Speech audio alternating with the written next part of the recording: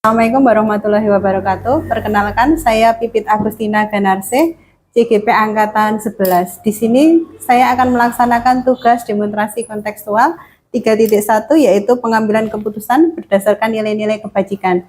Dan bersama kita hari ini ada Pak Sulaiman sebagai kepala sekolah saya. Mohon maaf Bapak mengganggu waktunya sebentar. Mau melaksanakan tugas CGP Bapak. Oh ya, silahkan Pak, bisa bantu. Ya Pak. Kami akan melaksanakan wawancara, Pak.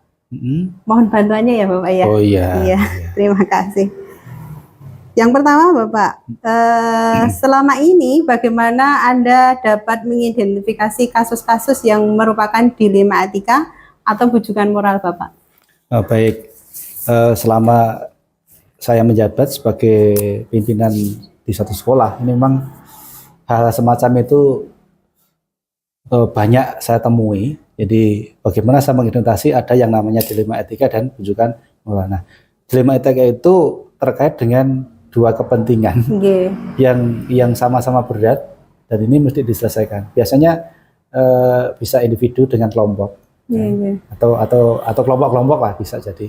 Itu masing-masing dirasa benar kan begitu. Masing-masing dipandang benar. Itu yang namanya dilema etika. Nah, kemudian kalau yang bujukan moral itu biasanya kasus ini terkait dengan seseorang atau beberapa orang yang hubungannya dengan norma, aturan. Dia mendukung aturan atau ketika menjalani itu nyerempet-nyerempet dengan aturan. Ini dilema yang namanya apa? Bujukan moral tadi. Itu seperti itu ya. Dan itu memang kami alami. Gitu. Nomor 2 ya Bapak ya. Selama ini bagaimana Bapak menjalankan pengambilan keputusan di sekolah Bapak, terutama untuk kasusnya pasti banyak ya Pak di sekolah ya, di mana ada dua kepentingan yang sama-sama benar atau sama-sama mengandung nilai kebajikan Bapak. Iya. Jadi itu berarti kan kasus yang namanya dilema etika tadi ya. Dilema etika. Kami sebetulnya membuat tahapan-tahapan ya. Biar nanti bisa kita lakukan dengan baik. Nah, cuma nanti memang kadang-kala tahapan itu ya tidak bisa dilakukan melihat dari kasus yang ada. Tapi idealnya itu saya sudah membuat beberapa prosedur yang bisa kami lakukan atau yang kami lakukan. Yang pertama yang namanya dilema karena dua kepentingan yang sama-sama berat ya, ada kelompok, ada juga mungkin pribadi dengan kelompok dengan kelompok. Maka yang pertama adalah mesti kita lihat masalahnya dulu, diidentifikasi dulu. Jadi masalahnya apa? Diidentifikasi dulu. Nah, dan dari masing-masing identifikasi itu nanti bisa kita lihat juga konsekuensinya, gitu ya. Nah, masing-masing pilihan itu. Kemudian yang kedua bisa kita kumpulkan beberapa informasi, baik informasi dari yang bersangkutan maupun dari beberapa pihak yang barangkali bersinggungan masalah itu. Nah, dari informasi ini kemudian kita juga pertimbangkan nilai dan prinsip yang ada. Jadi misalnya gini, apakah mengutamakan ini untuk yang satu orang atau kelompok A, ya, atau kelompok dan kelompok tadi mana? Ini mesti kita lihat nilai dan prinsip yang ada ya. Lalu dari sekian banyak tadi kita analisis konsekuensinya. Nah, jadi prediksi terhadap konsekuensi ya, itu kan bisa kita buat ya, prediksi. Nah, baik konsekuensi dalam jangka pendek maupun jangka panjang yang menyangkut nanti satu orang atau kelompok orang tadi. Nah, begitu. Yang berikutnya saya juga tidak untuk kemungkinan hanya diskusi. Nah, diskusi ini dengan pihak terkait atau dengan orang lain. Nah, jadi tidak langsung kita putuskan A, B. Nah, jadi data kan kita perlu lakukan suatu untuk diskusi. Biar nanti masing-masing bisa win. Nah, yang berikutnya ini opsi. Opsi ini kita evaluasi, saya yakin ada yang pro, ada yang kontra, begitu. Nah, untuk itu memang opsi mana yang lebih sesuai kan begitu, lebih sesuai ya. Karena semuanya benar. Nah, yang berikutnya dari situlah bisa kita ambil suatu bentuk keputusan. Nah, saya yakin namanya keputusan ini bisa jadi ya tidak menguntungkan semua ya. Pak. Nah, tapi paling tidak itu yang paling tepat. Ya tidak mungkin sempurna, tapi ya kita mengarah kepada sana. Lalu setelah keputusan kita coba refleksi bagaimana sih tadi seperti itu. Dan ini bisa kita lakukan terus menerus ya, ketika nanti kasus-kasus itu muncul. Mungkin kasus yang lain tapi yang melibatkan tadi kepentingan individu dengan kelompok atau kelompok dan kelompok yang berbeda, tapi terasa mereka semuanya benar. Nah, itu hal yang saya lakukan, walaupun kadang bisa cepat, bisa juga lama. Nah, karena memang nanti kasusnya beda-beda. Nah, gitu. Tergantung kasusnya ya, Pak ya. Dan itu menjadi satu bentuk prosedur yang sempat saya identifikasikan, saya tulis begitu ya, biar nanti menjadi pengingat itu caranya kan. Gitu. Jadi tadi masuk prosedur ya Pak. Ya, oke. Berikutnya ya Pak, hal-hal apa saja yang selama ini Bapak anggap efektif dalam pengambilan keputusan pada kasus-kasus dilema etika Bapak? Ya, yang efektif menurut saya adalah adanya komunikasi. Komunikasi paling penting ya Pak, itu ya Pak, komunikasi antar pihak terkait yang terlibat, dan komunikasi itu harus kita jalin sehingga tidak muncul permasalahan seperti itu.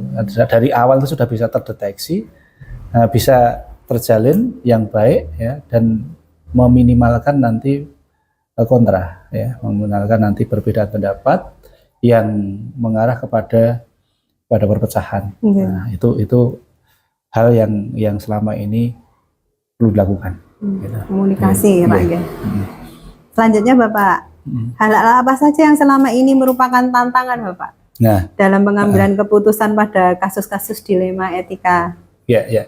Jadi betul, tantangan itu juga sempat kami identifikasikan ya. Makanya memang saya menulis juga untuk itu, tantangan ketika menyelesaikan kasus dilema etika ini. Yang pertama adalah tantangannya terkait dengan konflik nilai, Bu. Jadi seringkali nilai yang berbeda saling bertentangan ini antara individu dan sosial ini, yaitu tantangannya begitu. Sama-sama. Karena terkait dengan gitu. Yang kedua gini, ada ketidakpastian dalam konsekuensi. Artinya setelah nanti ada putusan, konsekuensi apa yang nanti diterima oleh masing-masing pihak itu tidak bisa kita prediksi loh, Bu. Maksud kita memang itu yang terbaik, tapi ternyata ketika sudah diputuskan ada konsekuensi yang kalau masing-masing merasa menang atau win begitu, alhamdulillah. Tapi kadang masih ada pertentangan di situ. Maka konsekuensi nggak bisa kita prediksi. Itu tantangan.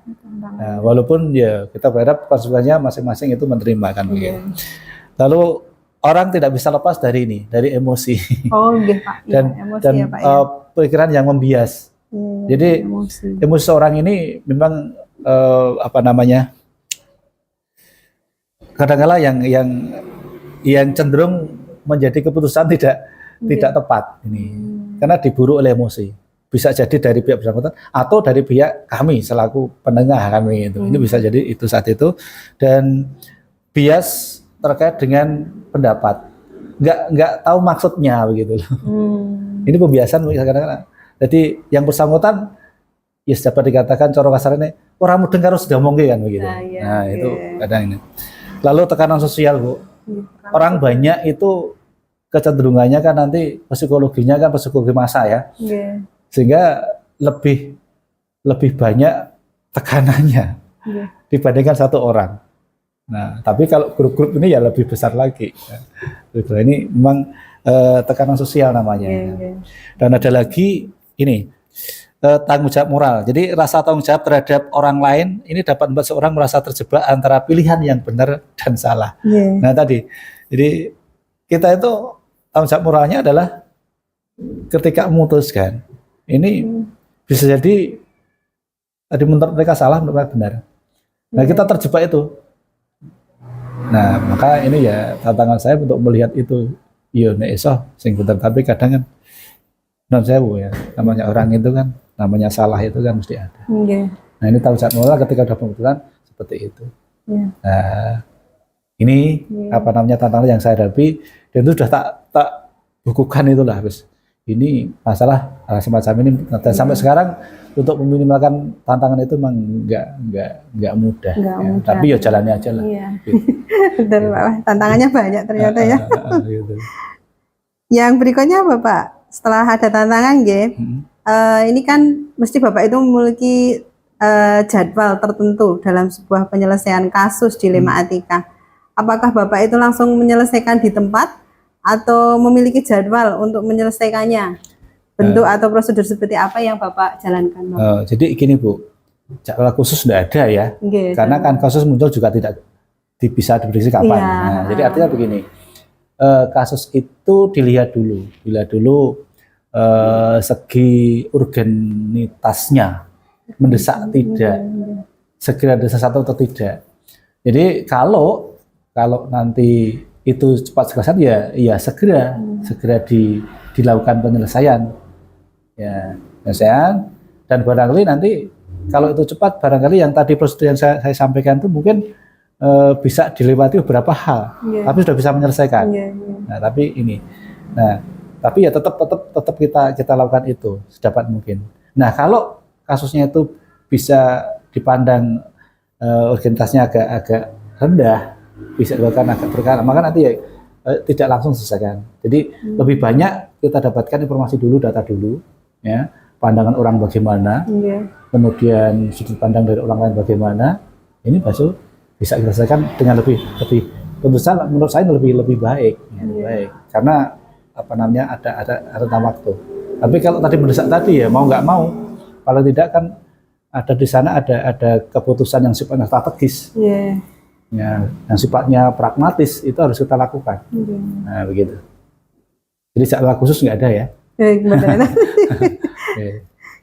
Bapak. Selanjutnya Bapak adakah seseorang atau faktor-faktor yang selama ini mempermudah atau membantu Bapak dalam pengambilan keputusan dalam kasus-kasus dilema etika Bapak? Baik Bapak Ibu, jadi kita kan berada di lembaga sekolah ya. Nah, sekolah itu kan tingkatan gugus depannya dari dinas pendidikan ya. Di sana masih ada, kalau kita kan masih ada cabang dinas dan dinas induk ya. Nah, karena kita di lembaga itu sendiri, lembaga pendidikan, tentu juga tidak hanya saya sendiri, tapi ada teman-teman lain, maka kami punya beberapa, atau kami berdayakan, kami disposisikan ada yang namanya bidang-bidang. Kami dibantu oleh bidang humas, bidang kurikulum, sarpras, kemudian bidang kesiswaan, juga di tata usaha. Maka ini dengan kasus yang ada itu, kami tidak melupakan atau tidak mengkirikan beliau, tetap kita ajak untuk yuk bareng-bareng pada seperti ini karena lembaga. Satu manajemen ya Pak. Tapi kasus tersebut bisa jadi juga dilihat dulu kasusnya secara pribadi atau kasus lembaga. Maka nanti di situ tetap kita minta ya kalau itu perlu satu yang perlu dilakukan bareng-bareng.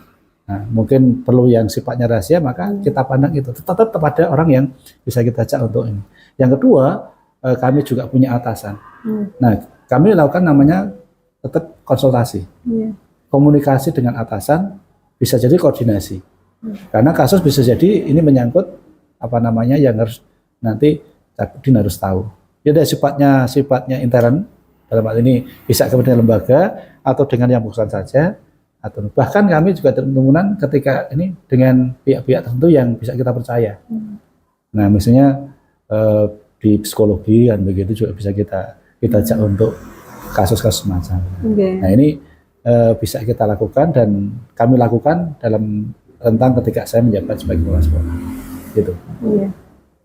Ya, luar biasa ternyata. Selanjutnya ya Bapak ya. Dari semua hal yang telah disampaikan, ini pembelajaran yang dapat Bapak petik itu dari pengalaman Bapak mengambil keputusan dilema etika apa Pak? Pembelajaran yang saat ini sangat kita tekankan dari situ adalah adanya jalinan komunikasi yang baik ya antar stakeholder sekolah terutama. Nah, ini komunikasi ini terus kemudian diteruskan dengan adanya musyawarah ya, komunikasi kemudian musyawarah. Nah, di sana akan muncul diskusi sampai musyawarah untuk mendapatkan suatu keputusan yang saling win-win kan begitu. Jadi ini penting pasal ini. Yang kedua, yang berikutnya perlunya empati ya, empati. Jadi ini pembelajaran yang saya dapat dari kasus itu, maka itu tetap saya lakukan. Ada komunikasi, ada diskusi, ada musyawarah. Nah, diskusi ini pada musyawarahnya nanti ya. Nah, kemudian nanti ada empati. Rasa kita itu dengan orang itu jangan menentukan diri sendiri kan. Begitu. Ya, terima kasih Bapak. Ini nanti semoga ini menjadi pengalaman bagi saya dalam menghadapi dilema etika Bapak. Komunikasi paling penting gitu, terus kemudian musyawarah, diskusi, dan kemudian empati. Begitu saja Bapak, terima kasih atas waktunya. Mohon doa restunya kami segera selesai CGP-nya. Sukses selalu. Terima kasih Pak.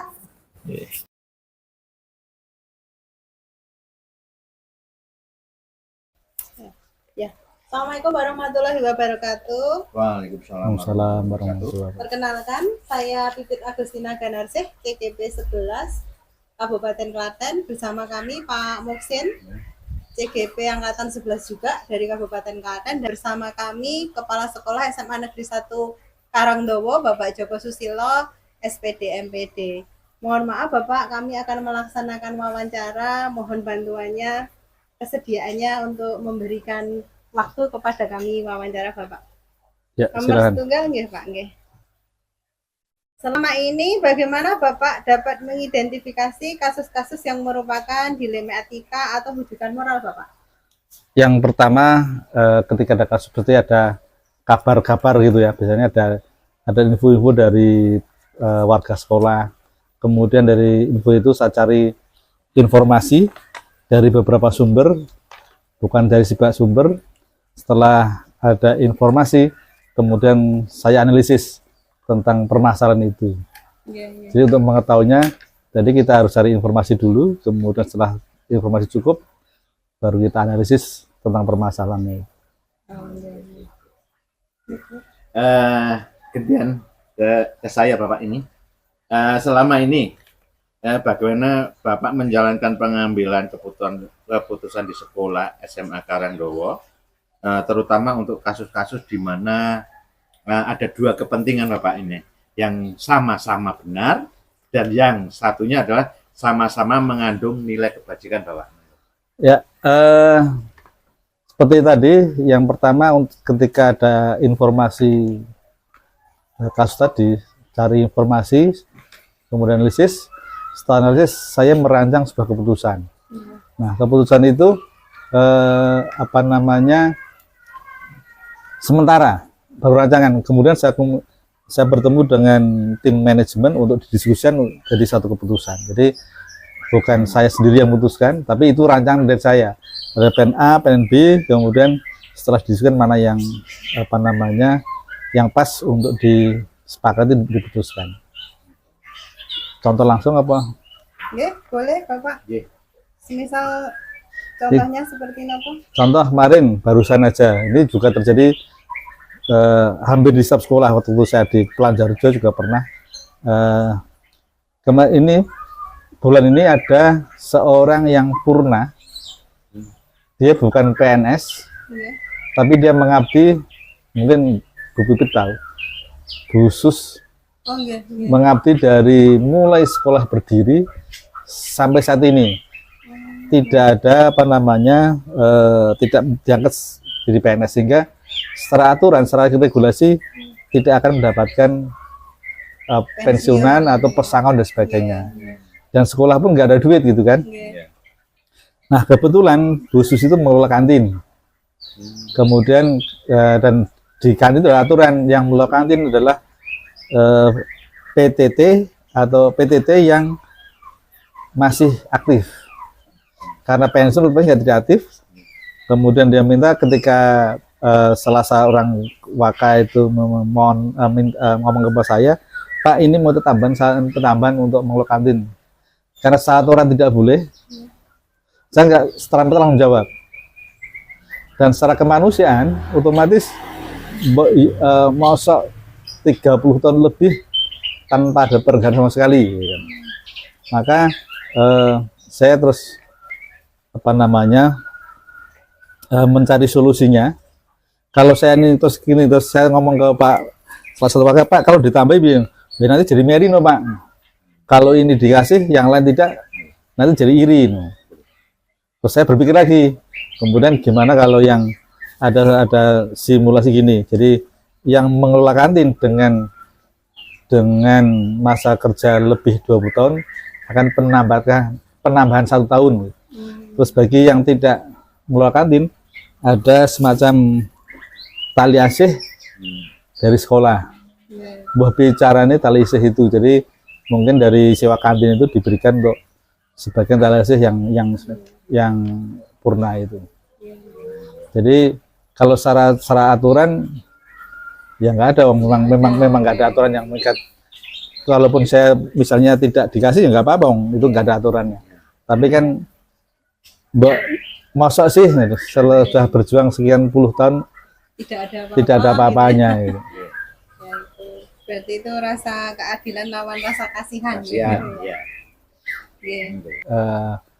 Membuat formula keputusan, didiskusikan dengan tim manajemen, baru diputuskan. Kalau putusan sebetulnya kalau kelas sekolah itu punya hak untuk memutuskan tanpa harus minta pertimbangan tim manajemen atau orang lain. Tetapi kalau keputusan itu diambil kepala sekolah saja dan ternyata ada tim manajemen yang kurang, nanti akan jadi permasalahan lain. Gitu. Maka harus mengumpulkan tim manajemen sehingga kalau sudah diputuskan bersama-sama, insya Allah enak-enak. Oke, berikutnya Bapak ini yang nomor 4 sudah ini tadi sudah sama Pak Joko. Untuk yang kelima ini Bapak, hal apa yang selama ini merupakan tantangan buat panjenengan dalam pengambilan keputusan ini Bapak? Ya paling berat itu tentang memuaskan setiap pihak. Semua pihak ya terpuaskan karena itu susah, itu yang paling susah. Kalau itu seorang kepala sekolah yang paling berat di situ bisa memuaskan semua. Tapi kalau seperti dengan langkah yang saya lakukan tadi, otomatis akan mengurangi.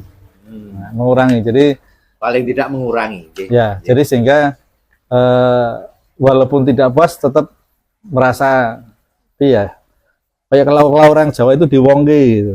Sehingga walaupun tidak puas tetap ikan enjoy gitu. Dan itu yang jelas tidak lepas daripada musyawarah, itu penting memang seperti itu. Kita nggak memutuskan sendiri. Ada di Malang yang lain itu juga cepat terjadi di Polandarjo waktu itu. Yang guru sakit itu. Secara regulasi kan orang guru sakit kan pensiun dini dan sebagainya.